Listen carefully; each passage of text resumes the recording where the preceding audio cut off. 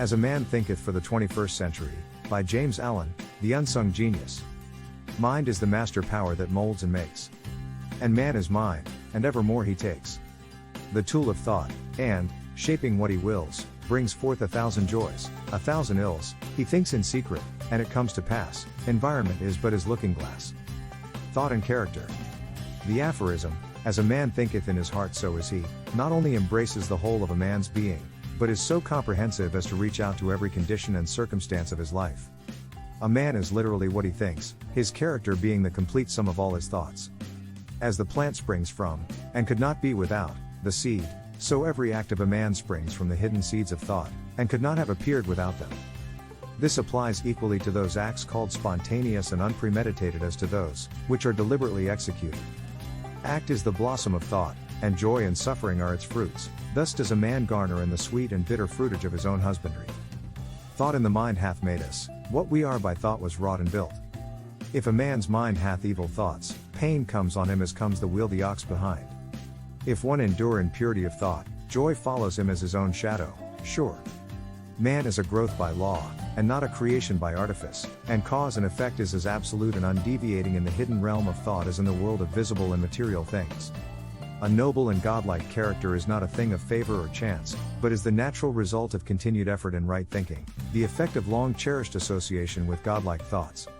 An ignoble and bestial character, by the same process, is the result of the continued harboring of groveling thoughts. Man is made or unmade by himself. In the armory of thought he forges the weapons by which he destroys himself. He also fashions the tools with which he builds for himself heavenly mansions of joy and strength and peace. By the right choice and true application of thought, man ascends to the divine perfection. By the abuse and wrong application of thought, he descends below the level of the beast. Between these two extremes are all the grades of character, and man is their maker and master.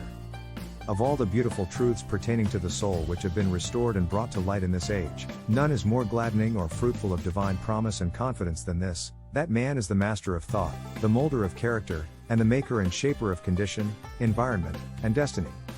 As a being of power, intelligence, and love, and the lord of his own thoughts, man holds the key to every situation, and contains within himself that transforming and regenerative agency by which he may make himself what he wills. Man is always the master, even in his weaker and most abandoned state, but in his weakness and degradation he is the foolish master who misgoverns his household.